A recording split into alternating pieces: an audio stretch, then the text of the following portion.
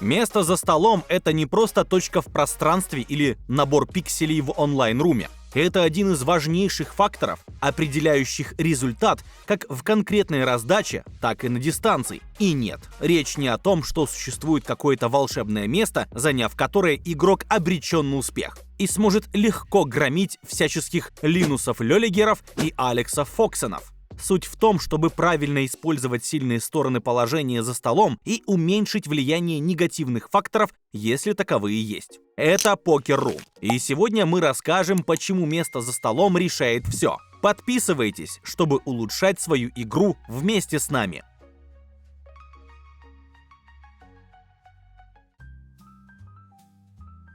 Начнем с того, какие вообще существуют позиции за столом. Для начала рассмотрим классический стол на 6 участников, самый популярный формат в кэше. Жетоном дилера обозначается позиция баттона, слева от него малый и большой блайнды. Справа у баттона находится cut-off, за ним средняя позиция, а потом ранняя, UTG, under the gun. Если мы начинаем подсаживать других участников, первой добавится еще одна ранняя позиция, которая будет называться UTG+1. Есть и другой формат, где все ранние позиции просто нумеруются. Тогда самая ранняя называется UTG1, вторая UTG2. Соответственно, 8-й игрок за столом также окажется на ранней позиции UTG+2 или UTG3. Подсаживаем 9-го участника. И у нас расширяются средние позиции. Здесь тоже есть разные подходы к обозначению. Можно встретить формат с такой же нумерацией MP1, MP2. Но есть и более звучные варианты. Положение непосредственно перед кат-оффом называется хайджеком, а следом за ним лоуджеком. Если же за столом 10 игроков, то перед лоуджеком располагается просто MP, средняя позиция. Об отличиях между многостоловыми турнирами и кэшем мы рассказываем в другом нашем видео, не пропустите. Казалось бы, разобрались с местами за столом. Но постоянно встречаются фразы вроде «я играл без позиций». Кажется, кому-то запретили сесть за стол за плохое поведение и пришлось дотягиваться до фишек из-за кресла. Нет, речь совсем о другом. Относительная позиция — это положение относительно других участников, которое влияет на последовательность ходов на постфлопе. Игрок, действующий первым, находится без позиции. ООП — out of position. Игрок, который завершает торговлю, находится в позиции ИП in position. Если в раздаче 3 и более участника, кто-то может одновременно находиться в позиции к одним соперникам и без позиции к другим.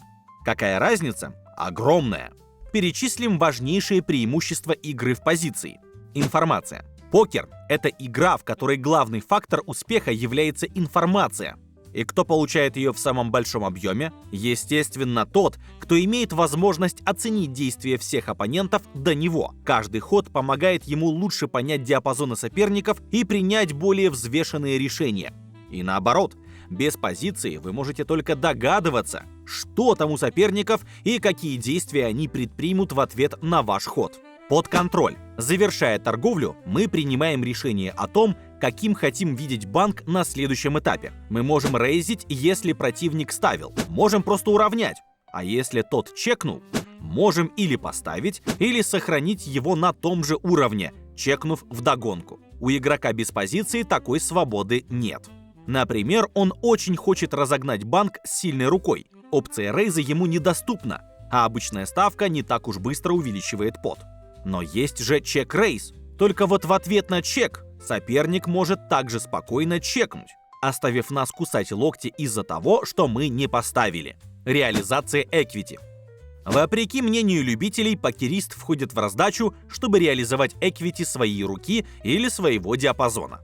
Относительная позиция позволяет делать это намного эффективнее. Например, у нас флеш-дро. В позиции мы можем спокойно тянуть его колами не только по прямым шансам банка, но и по потенциальным. Почему? Представим, что на ривере закрылся флеш. Естественно, соперник предполагает, что мы тянули флеш-дро.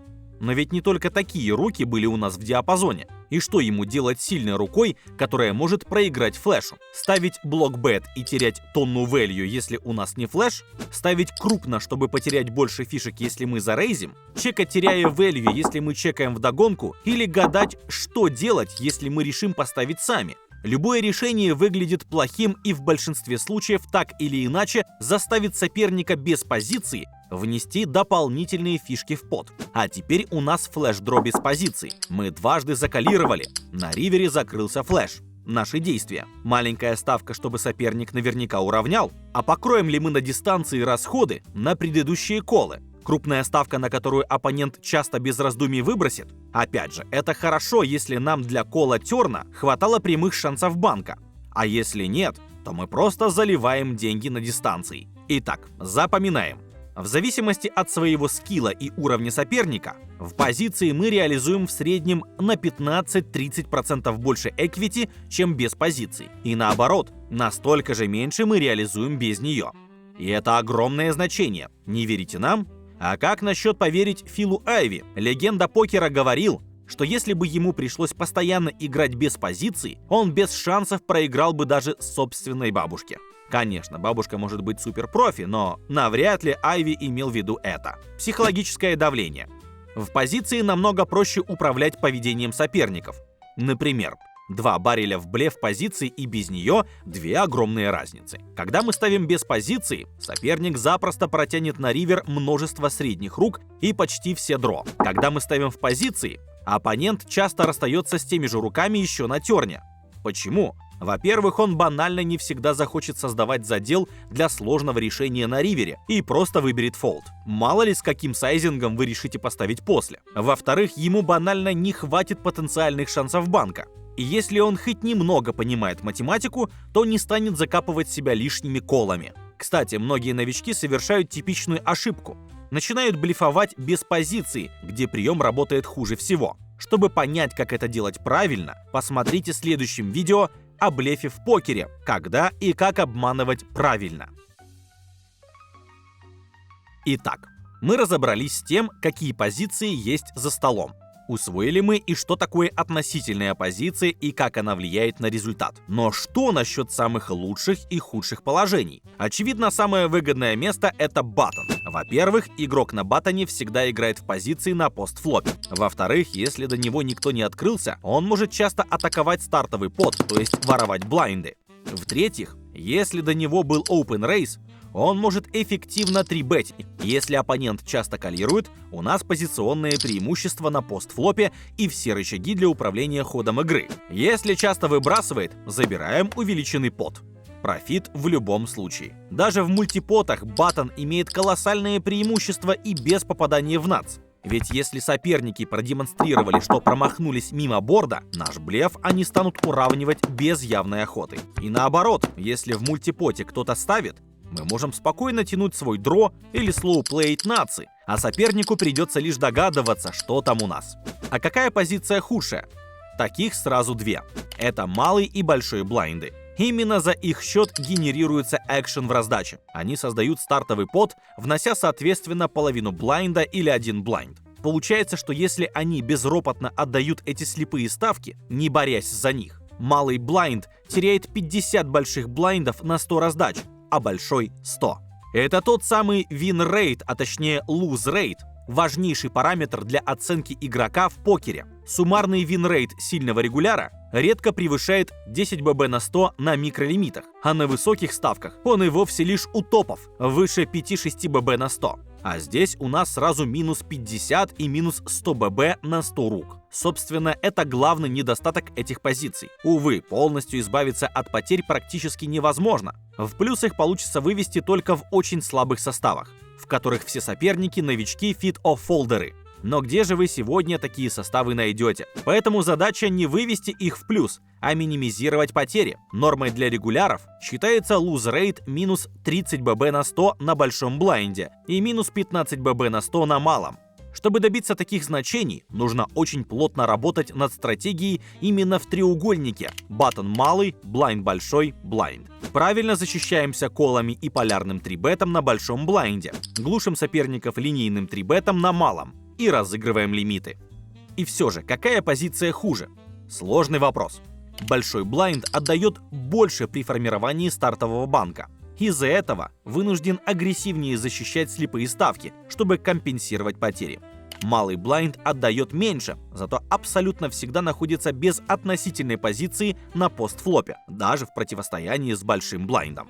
Пожалуй, эти позиции равноценны, то есть одинаково ужасны. Но, увы, избегать их нельзя. В постоянном смещении позиций по часовой стрелке заключена главная покерная справедливость. Все участники находятся в равных условиях и одинаково часто оплачивают слепые ставки. И лишь от их мастерства зависит конечный результат. Если вам пока сложно понять, почему из ранних позиций нужно играть тайтовее, а с поздних шире, посмотрите наше видео, какие стили бывают у покеристов и какой из них стоит выбрать новичку.